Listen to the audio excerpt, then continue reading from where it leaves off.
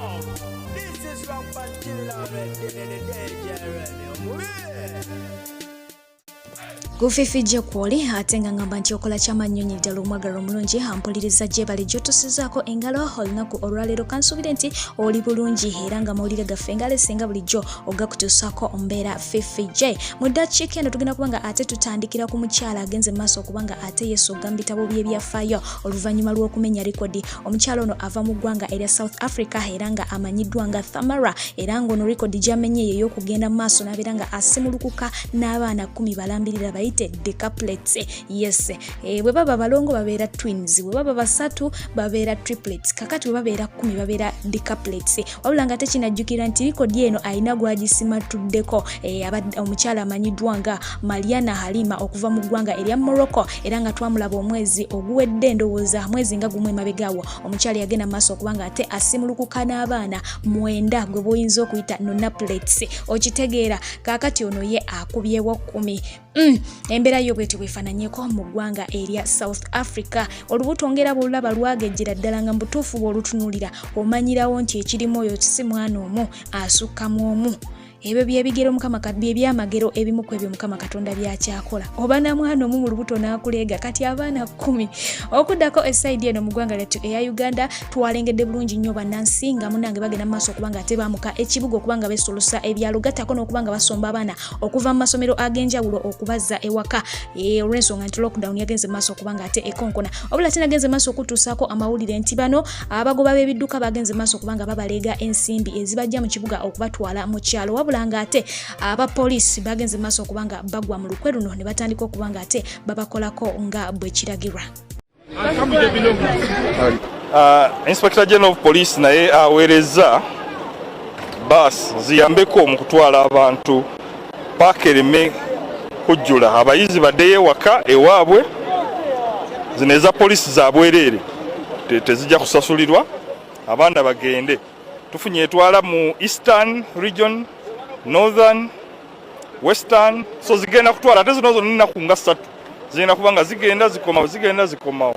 Owera abadde basasudde abo gye basudde balina obarifandinga kuba ffe ezaffe za bwereere. Abo tubakutte lwa bubbi. Aba bus ne taxis ababadde batadde emiwendo waggulu nnyo tumaze okubawaayo tubakutte ne tubawaayo mu poliisi abamu abalala tujja kubanoonya tukute bangi ebitongole bya basi ababadde nga bajja kuba abantu esente eziyitiridde abaana abato nnyo tute government eweereza basi za poliisi n'endala ba commissioners okuva mu Ministry of Works nga bwe bayise ne tujja ne tukiziganya tuli wano tufunye basi kati tumaze okusindika abagenda Lango sub region, Soroti 10 Eastern region naye ne Guru Kitugu ne Western ne Padel. So tulabawo enkyuka tulaba tuli wano ne KMP commander ababadde balowooza nti bajja kukolesa ennaku eno eri mu ggwanga tujja kubavunaana mu kooti mu mbuga z'amateeka. Tetujja kukkiriza abantu okutandika bizinesi banoonye sente mu kubonabona kw'omuntu oba abantu ba bulijjo. Tetujja kukikkiriza. Abasasudde twabagambye nti batereke receipts basooke batuuka waka kubanga nga bwe mbagambye ebitongole aba buses ababadde basaziza obutikiti obwo tugenda kubavunaana nga tukolesa receipts ezo ze basaze. Olunaku olw'eggulo ekibinja ky'abaana balenzi okuli Eddie Mutwe, Nubian Lidan Magic n'abalala bangi babadde supposed okubanga ate bakiika mu kkooti y'abamagye wali e Makindye ekintu ekitaasobose era kkooti teyavuddeyo kuwa nsonga lwaki tekiise ku nsonga eno. Wabula ate enguudo ez'enjawulo ezolekera ku kkooti eyo ey'amagye zalabiddwako nga zijjudde ab'amagye ab'enjawulo nga bagenda mu maaso okubanga ate bakyekinga buli muntu akozesa oluguudo olwo so nga ate bano ba relatives oba ba family members ababadde beeteeseteese okubanga ate munange bannange bagenda okuwulira ensonga z'abantu baabwe nabo bakomezeddwa mu kubo era baddiziddwayo gye bavudde. Wabula ate olunaku olw'eggulo lwennyini kigambibwa nti ekibinja ky'abaana balenzi abalala abataategerekeseeko wa gye baggiddwa abawerera ddala 32 be bakwatiddwa ne babeera nga bateekebwa mu kkooti eyo etaasobodde kubanga etuula mu nsonga z'abanubianuli mbu yagenze mu maaso kubanga ate etuula era nga bano yatudde awatali bantu baabwe awatali wadde okuwulira sayidi yaabwe era nga kigambibwa nti nabo baabasalidde omusango nga bagamba nti nabo baabasanze n'ebintu eby'abamagye era nga baggweredde mu kkomera ekitalya. Ndowooza ntegerekese bulungi tebasobodde kutuula ate tebaawadde ensonga lwaki bali tebatudde wabula ate mukadde ke kamu ku lunaku lwe lumu neetuula ku musango gw'abantu abalala 32 ate nebeera nga ebasindika mu kkomera ery'ekitalya ku nsonga ezigambibwa mbu nabo babadde n'ebintu by'abamagye. So embeera bwetyo bwefaanana eruuyi eyo. Okuddako eruuyi eno y'omukulu Yoweri Kaguta Museveni agenze mu maaso kubanga ate alonda kabinenti ye eriko abantu bangi nnyo neesigira kubanga mbakumalirayo nze nkulondeddemuko abo abatonotono nkuwe n'ensonga lwaki ngenze mu maaso kubanga ate mbakuwa era nga ntandikidde ku mukyala amanyiddwa nga Honorable Jessica Alupo ng'ono yaweereddwa ekya Vice President yamyuka President w'eggwanga. Ndowooza nfuna bulungi bannayuganda ensonga eno bagitutte ku ddala eddala oluvannyuma lw'okubanga bageraageranya embeera eno ey'okuba nti omukyalo ono aweereddwa obwa Vice President ne bagigeraageranya ku mbeera eyatuukawo mu ggwanga erya Tanzania oluvannyuma lw'omukulu oba omwami omugenzi John Pombe Magufuli eyali President w'eggwanga erya Tanzania okubanga naye yagenda maaso n'alonda omumyuka we nga mukyala amanyiddwa nga Mama Samia essaawa eno agenda maaso kubanga ate akulembera eggwanga erya Tanzania. Kati bannayuganda bagamba nti ekyatuuka e Tanzania kyandibanga kituuse okubanga kikola kituuka e Uganda. Ebyo si bigambo byange, bigambo bya bannayuganda. So nga ate ye omukyala amanyiddwa nga Honorable Robin Nabbanja yalondeddwa ku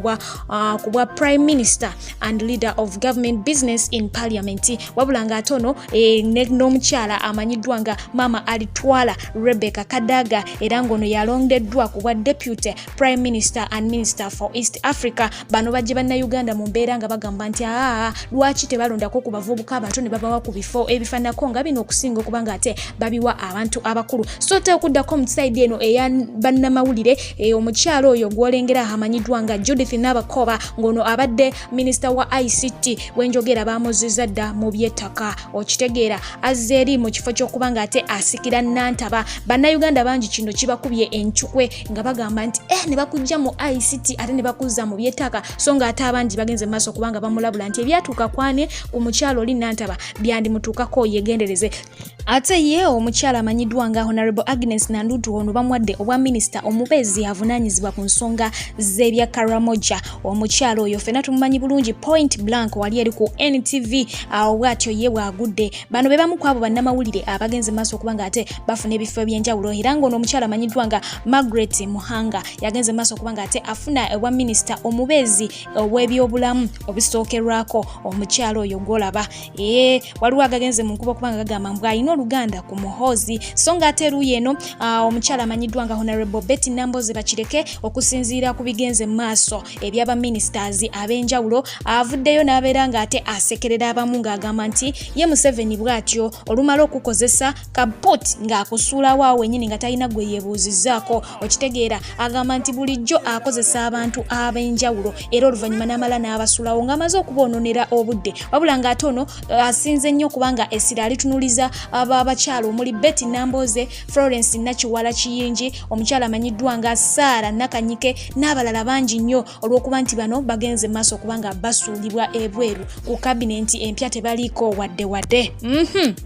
Abasuubuzi kambanjuliredi atika owa atika unisex trends anti ona kutusaka emigugu gyo okuva mu ggwanga erya Take okutuuka mu ggwanga erya Uganda. Oli musuubuzi wa ngoye z'abaana z'abakyala z'abaami omuli empale, engatto, enkofiira, amasuuti, ebiteteeyi, ensawo, saati ne t-shirts wamu ne sharia abikutusako ku bbeeyi ensamusamu ate mu bwangu ddala. Muweereze ka message ku WhatsApp oba mukubire ku nnamba ye y'essimu +90 777 Yeledi Atika owa Atika Unisex Trends okukwanguyiza ku nsonga zo. gye buvuddeko awo amawulire gatutuusibwako nga gagamba nti omukulu amanyiddwa nga MC Kapale awambiddwa wabula ate bannayuganda bangi beewuunyiza okulaba nti omukulu ono gye yali atemya bukofu okusinziira ku mawulire agagenda maaso naye nga wenjogeera omukulu ono yagenze mu maaso okubaako akatambi kakola nga asojja oba nga alina byaweereza omukulu amanyiddwa nga Fred Lumbuye ke katambi kengenda okuba nga ate nkulekerako wano ate onninde mu ddakiika eziddako awo ngenda kuba nga nnyongera okukuweereza sigalangayo kumidde ku Fifije gw'atannaba kuba nga osubscribing agenda maaso bere nga osubscribing ku channel yaffe togenda kuba nga ate wejjusa kebera ku mumpejja Aisha akutuseeko stories ez'enjawulo okebere ku Afro BTV nayo ofuneyo amawulire ag'enjawulo okuva mu nsonda zonna atakumira mpeera giraba nkumira mbaagala nnyo mubeere bulungi mweraba oluvayo noyogera ku mazima oyo akolya Museveni oyo mbega kati oyo Kapale ke bamwambye mbega bamubira bagamba genda kakati oyogere bwoti my friend is I never mbadde mu struggle banga nafiirwako ne mu struggle emotoka ya milioni 15 nefa kati gwe Lumbuye wawaayo ki mu struggle otudde eri ttake boyogera ku Lumbuye oyo mubi nnyo don't attack Lumbuye nga wava yaba yaayebe nga badandika okuvuma era one day ngenda funa esimu kwenteeka ka audio kalike mnabagambye akalumbuye nga nzivoola ngenda kaleeta nka playing ku live wano either tomorrow bwefuna esimu ey'okubiri kwenka playing kuba oli omuvubuka oba either ngenda mubbako esimu ye nzije eno nga bwe nzenze kamuleseyo yeebase nzije nka playing ka video ako oyo Lumbuye wammwe gumuyita Katonda wammwe